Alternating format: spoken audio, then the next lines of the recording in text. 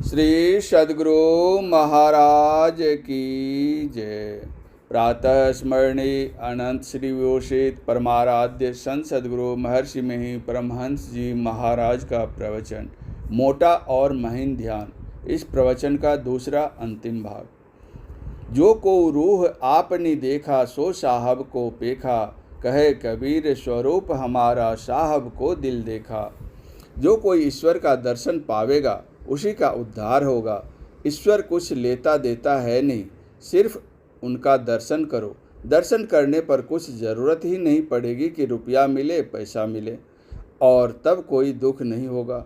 श्री राम भगवान कहकर हमारे यहाँ प्रसिद्ध हैं। वे राज भी करते थे, उनके राज में प्रजा बहुत सुखी थी। श्री राम ने समझा प्रजा इस संसार में सुखी है, लेकिन शरीर छूटने पर भी ये सुखी रहें, इसीलिए उन्होंने इसके लिए भी प्रबंध किया। श्री राम ने एक दिन बहुत बड़ी सभा बुलाई और उसमें उन्होंने कहा कि बड़े भाग्य मानुष तनु पावा, सुर दुर्लभ सब ग्रंथ ही गावा। इस शरीर का बड़ा मूल्य है। जितना दाम इस शरीर का है उतना किसी शरीर का नहीं, क्योंकि साधन धाम मोक्ष कर द्वारा, पाई न जेहि पर लोक संवारा। कहा शरीर और इंद्रियों से छूटना आश्चर्य मालूम पड़ता है। कोई कहे कि पानी में डूब जाओ, जहर खा लो, शरीर छूट जाएगा, तो इस तरह केवल स्थूल शरीर छूटता है। इसके अंदर सूक्ष्म कारण महाकारण बच ही जाते हैं।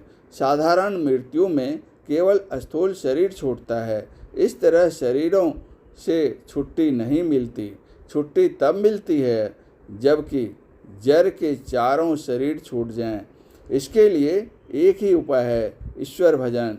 जैसे कोई बाहर में किसी धाम के दर्शनों के लिए जाते हैं तो अपने गांव को छोड़कर रास्ते में जितने गांव पड़ते हैं सबको छोड़ते हुए जगन्नाथ धाम पहुंचते हैं, उसी तरह अपने सब शरीरों को छोड़ते हुए जाओ। जैसे जो कोई जहाँ बैठा रहता है वहीं से चलता है, उसी तरह तुम जहाँ बैठे हो वहाँ से चलो। तुम अपने अंदर हो, अंदर चलो। चलने के लिए मन जाता है, ख्याली मन से जाना नहीं होता है। ठीक ठीक मन से चलो। किसी चीज़ को समेटो तो उसकी उधर्व गति होती है। धान सुखाते हो तो पसरा रहता है, उसको समेटते हो तो ढेर हो जाता है, ऊपर की ओर उठ जाता है। पानी को समेटो तो उसकी उधर्व गति होती है। मन को समेटो तो और भी अधिक उधर्व गति होगी। जैसे दूध और घी एक साथ रहता है, दूध जिधर बहता है घी भी उधर बह जाता है। दूध को मथो तो दूध अलग और घी अलग हो जाएगा। उसी तरह मन और चेतन संग संग रहता है। आगे चलकर मन और चेतन अलग हो जाते हैं। मन को समेटने के लिए पहले मोटा काम करो। सत्संग में भी मन सिमटता है। पूजा पाठ स्तुति नमाज जप जिक्र करने से भी मन का सिमटा होता है। उसके बाद ध्यान आता है। जिस रूप को पहले देखा है उसका ध्यान करो। फिर सूक्ष्म ध्यान बिंदु ध्यान है। इसमें जिसका सिमटाव होता है वह ऊपर उठ जाता है। इसमें कोई रोक नहीं सकता। पलटू साहब ने कहा, साहिब साहिब क्या करे, साहिब तेरे पास, साहिब तेरे पास, याद करूँ होवे हाजिर, अंदर धसी के देखो मिलेगा साहिब नादिर। मान मनी हो फना नूर, तब नज़र में आवे, बुरका डारे टारी खुदा, बा खुद दिखरावे।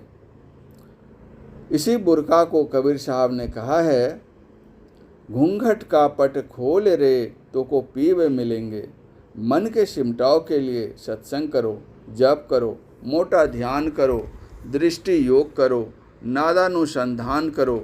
ईश्वर में अविश्वास मत करो। जो ऊपर को चढ़ता है वह अपने को प्राप्त कर स्वर्ग बहिष्ठ से ऊपर उठ जाता है। श्री राम ने कहा कि यह शरीर साधन का धाम है, इसमें मोक्ष का दरवाज़ा लगा हुआ है। श्री राम, श्री कृष्ण, नरसिंह, भगवती आदि किसी इष्ट का ध्यान करो, लेकिन उनके आत्मस्वरूप को भी जानो। गोस्वामी तुलसीदास जी ने कहा, अचर चर रूप हरि सर्वगत सर्वदा, बसत इति वासना धूप दीजिए। सब में एक ही ईश्वर हैं, जो इंद्रिय ज्ञान से बाहर है, यह आत्म ज्ञान में है। आत्मा में ही रहो, आत्म संतुष्ट रहो। इसके लिए केवल विचार ही विचार से नहीं होगा। जप करो और ध्यान करो। ऐसा ध्यान करो कि मन में कुछ नहीं बनाकर देखने के ढंग से देखो। मोटा और महीन दोनों ध्यान करो। बिना पैर का सिर लंगड़ा और बिना सिर का पैर मुड़ता है। मकान में पहले नींव होती है और छत बनती है। मोटी भक्ति नींव है और सूक्ष्म ध्यान नहीं किया तो छत नहीं बनी। तब ईश्वर भक्ति का पूरा मकान नहीं बन सकता। इसके लिए सूचे भारे साचु समावे, विरले सूचाचारी। गुरु नानक देव जी। अपने को पापों से बचाओ। झूठ सब पापों का राजा है। झूठ ऐसा झोला है कि सभी पाप इसमें अटते हैं। झूठ मत बोलो, चोरी नहीं करो, व्यभिचार नहीं करो, नशाओं को नहीं लो और हिंसा न करो। मनु ने अष्टघातक कहा है। अष्टघातक में आज्ञा देने वाला, काटने वाला, मारने वाला, बेचने वाला, मोल लेने वाला, मांस पकाने वाला, परोसने के लिए लाने वाला, खाने वाला, ये आठों हिंसा करने वाले ही कहलाते हैं। हिंसा दो प्रकार की है, वार्य और अनिवार्य। कृषि कर्म, घर की सफाई और औषधि खाना।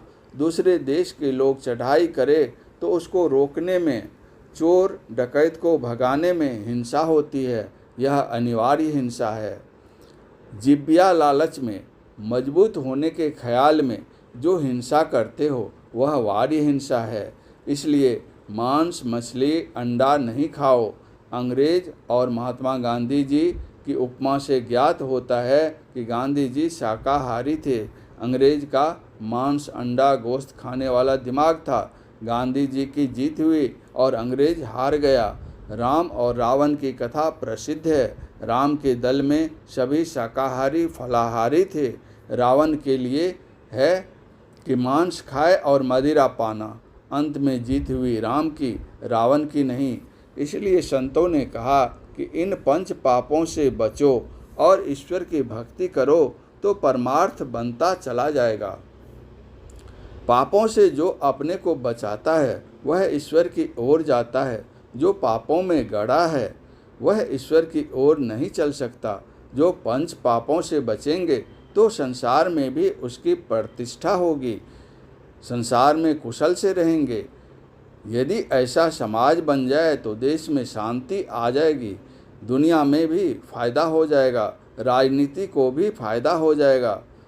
आपस में मेल से रहो, मजहबी झगड़ों में मत पड़ो। शैव, कबीरपंथी आदि कहकर जो लड़ते हैं सो ठीक नहीं। अंदर अंदर चलने के वास्ते सबके लिए एक ही रास्ता है। सब कोई आँख से ही देखते हैं, सभी नाक से ही सांस लेते हैं। जैसे सबके लिए ये रास्ते एक ही हैं, उसी तरह ईश्वर के पास जाने का एक ही रास्ता है। जो अनेक रास्ते बतलाते हैं वे अनेक रास्ते जड़िए हैं। हमारे लिए सभी पंथ के आचार्य पूज्य हैं। अपना अपना सभी रोजगार करो, कमाकर खाओ और ईश्वर भजन करो।